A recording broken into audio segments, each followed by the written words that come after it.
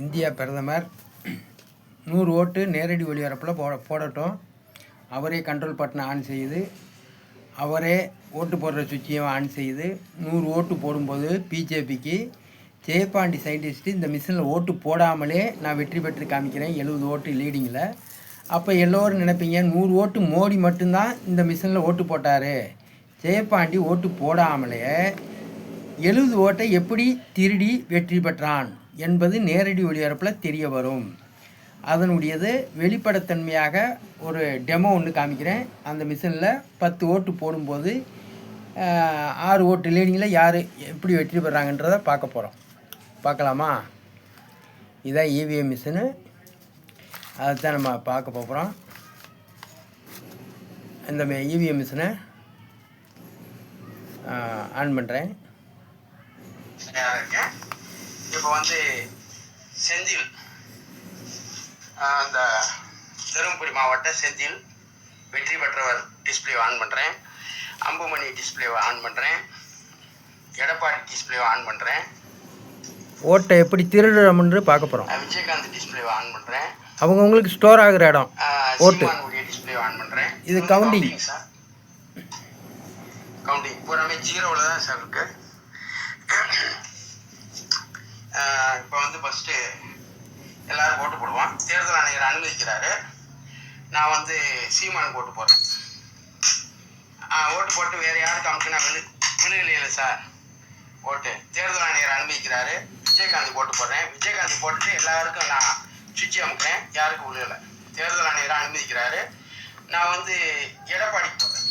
எடப்பாடி போட்டுட்டு எல்லாரும் சுவிட்சை அமுக்குறேன், யாருக்கும் விழுகலை சார். தேர்தல் ஆணையரை அனுமதிக்கிறாரு. நான் வந்து அம்புமணி போடுறேன். அம்புமணி போட்டு எல்லா பேருக்கும் அமுக்குறேன், யாருக்குமே சுவிட்சு விழுகலை. தேர்தல் ஆணையர் அனுமதிக்கிறாரு. நான் வந்து செந்திலுக்கு போடுறேன். தருமபுரியில் வெற்றி பெற்ற செந்திலுக்கு போட்டிருக்கேன்.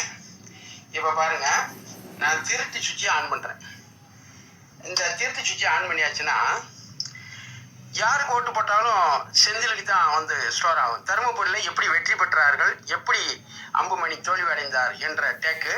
இந்த டேக் வந்து இவிஎம் மிஷின் வந்த நாள்லேருந்து இன்ன வரைக்கும் மிஷினில் பிக்சர் பண்ணி தான் வெற்றி பெற்றிருக்காங்க. யாரும் காசு கொடுத்து வெற்றி பெறவில்லை. எந்தெந்த கட்சி தலைவர்கள் செவிக்க வேண்டும் என்று இதில் பிக்சர் பண்ணியாச்சுன்னா அவங்க தான் வெற்றி பெறுவாங்க. இதை நான் செய்தி காமிக்கிறேன். இப்போ வந்து விஜயகாந்த் கிட்ட 200 ரூபா லஞ்சம் வாங்குறேன். விஜயகாந்த் கிட்ட 200 ரூபா லஞ்சம். நான் உங்களுக்கு ஓட்டு போடுறேங்க. அதே மாதிரி தேர்தல் ஆணையர் அனுமதிக்கிறாரு. நான் விஜயகாந்த் ஓட்டு போடுறேன். விஜயகாந்த் ஓட்டு செந்திலுக்கு திருடப்படுகிறது. 4ஆம் நம்பருடைய ஓட்டு இங்கே வந்து திருடப்படுகிறது. இப்போ வேறு யாருக்கு அமுக்குனாலும் விழுகாது. அதே மாதிரி எடப்பாடி கிட்ட 200 ரூபா லஞ்சம் வாங்குறேன். எடப்பாடிக்கு நான் ஓட்டு போடுறேன் ரெட்டலைக்கு அப்படின்ட்டு நான் வந்து தேர்தல் ஆணையரை அனுமதிக்கிறாரு. நான் வந்து எடப்பாடிக்கு போடுறேன். எடப்பாடி ஓட்டு 3ஆம் நம்பரில் போய் ஸ்டோர் ஆகாமல் இங்கே வந்து செந்திலுக்கு வந்து ஸ்டோர் ஆகுது. இங்கே கவுண்டிங் கரெக்டாக காமிக்குது. சரிங்களா? இப்போ வந்து அம்புமணி கிட்ட 200 ரூபா லஞ்சம் வாங்குறேன். நான் உங்களுக்கு ஓட்டு போடுறேங்க மாம்பழ சின்னத்துக்கு அப்படின்ட்டு தேர்தல் ஆணையரை அனுமதிக்கிறாரு. நான் வந்து அம்புமணிக்கு ஓட்டு போடுறேன். அம்புமணி ஓட்டு திருடப்படுகிறது. இங்கே கவுண்டிங் கரெக்டாக காமிக்குது. சரிங்களா? அப்போ யாரும் வந்து எக்ஸ்ட்ராவில் ஓட்டு போட முடியாது. யார் யார் வெற்றி பெறணும்னு பிக்சர் பண்ணுறாங்க. சரிங்களா? இப்போ மறுபடியும் நம்ம ஆரம்பிப்போம். தேர்தல் ஆணையர் அனுமதிக்கிறாரு. நான் வந்து செந்தில்கிட்ட 200 ரூபா லஞ்சம் வாங்குறேன். உதயசூரியனுக்கு ஓட்டு போடுறேன்னு சொல்லிட்டு நான் வந்து செந்திலுக்கு ஓட்டு போடுறேன். அவருக்கு ஓட்டு போட்டு மற்றதெல்லாம் நமக்கு வேலை செய்யுதா? அப்போ அவருக்கு ஓட்டு போட்டிருக்கேன். அதே இதை தேர்தல் ஆணையர் அனுமதிக்கிறார். இதை நான் வந்து லஞ்சம் சீமான் கிட்ட வாங்குறேன். அவர் லஞ்சம்லாம் நான் கொடுக்க மாட்டேன், எனக்கு உண்மையாக இருந்தால் ஓட்டு போடுங்கன்றாரு. அது வச்சு லஞ்சம் கொடுக்கல அவர் எனக்கு. அவருக்கு ஒரு ஓட்டு போடுறேன். சீமானுக்கு ஒரு ஓட்டு போட்டாச்சு. அப்போ இப்போ 10 ஓட்டு போட்டிருக்கோம். 6 ஓட்டு லீடிங் யார்? டிஎம்கே செந்தில் தருமபுரி. அப்போ கரெக்டாகவும் இயங்குச்சு அதுக்கு பிறகு 5 ஓட்டில் இப்போ ஒரு ஓட்டு லீடிங் யார்? 5 ஓட்டு லீடிங்கில் செந்தில் வெற்றி பெறாரு. இப்படி தான் இவிஎம் மிஷினில் நீங்கள் பூரா என்ன நினைக்கிறீங்க, பூத்துக்குள்ளே எக்ஸ்ட்ரா போனால் தான் அப்படின்னு நீங்கள் நினைக்கிறீங்க. பூத்துக்குள்ளே எக்ஸ்ட்ரா போக வேண்டியதில்லை. இந்த இவிஎம் மிஷினில் இந்தியா பிரதமர் நேரடி ஒளிபரப்பில் ஓட்டு போடுவார். 100 ஓட்டு. கண்ட்ரோல் பட்டனை அவரே ஆன் செய்கிறாரு.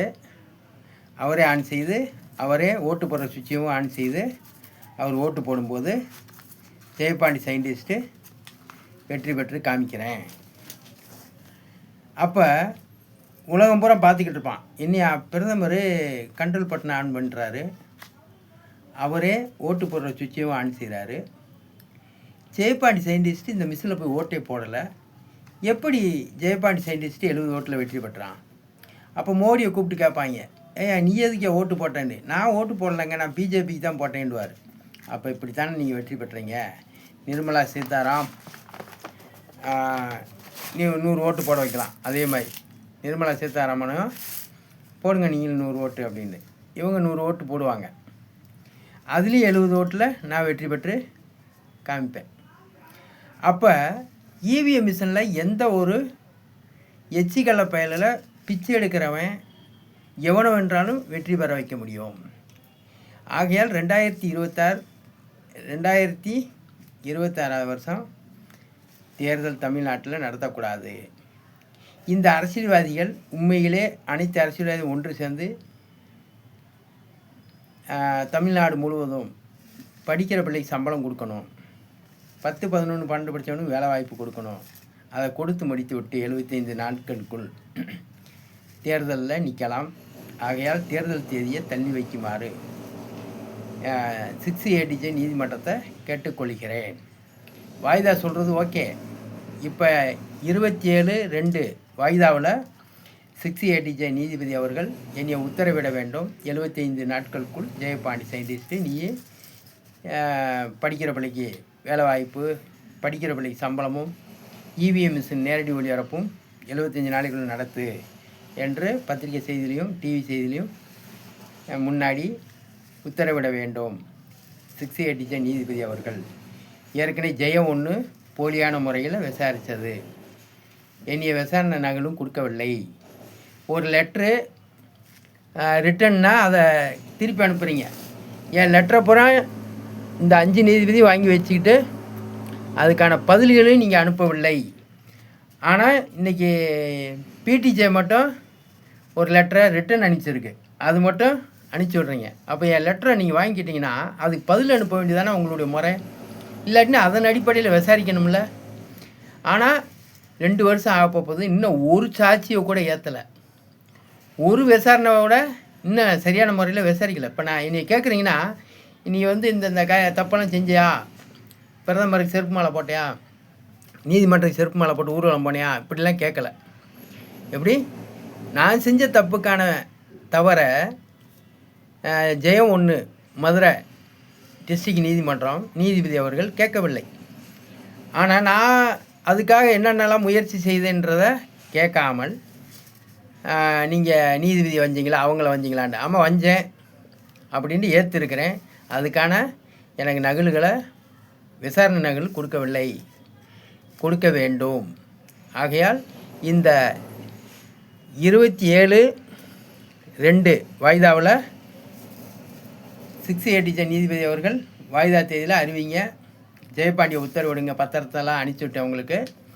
அந்த தேதியிலேருந்து 75 நாளைக்குள்ளே நிரூபித்து காட்டு ஜெயபாண்டி பத்திரிகை செய்திக்காரங்களுக்கு எல்லாரும் கூப்பிட்டு வச்சு வாய்தா தேதியில் உத்தரவிட வேண்டும். அனைத்து அரசியல்வாதிக்கும் உத்தரவிட வேண்டும். 75 நாளைக்குள்ள அரசியல்வாதியை நிரூபிக்கிறாங்களே, ஜெயபாண்டி நிரூபிக்கிறான்னு தெரிய வேண்டும். அப்போ ஜெயபாண்டி ஒரு தினக்கூலி, உண்மையிலே அவன் இவ்வளோ விஷயம் உள்ளவனா அப்படின்னு 75 நாளைகளில் தெரிஞ்சுவிடும். அரசியல்வாதிகளும் அவங்களுக்கு இந்த தகுதியெல்லாம் இருக்கான்னு தெரிஞ்சுவிடும். நன்றி, வணக்கம். வாய்தா தேதியை சொல்லிவிட்டு ஏமாற்றிட்டு தேர்தலெலாம் நடத்த முடியாது. அக்கலாச்சிமெண்ட் கார்டு தான் இதுக்கு ஆதாரம். நன்றி, வணக்கம். அடுத்த டேக்கில் பேசுகிறேன். PO Jayapandi scientist.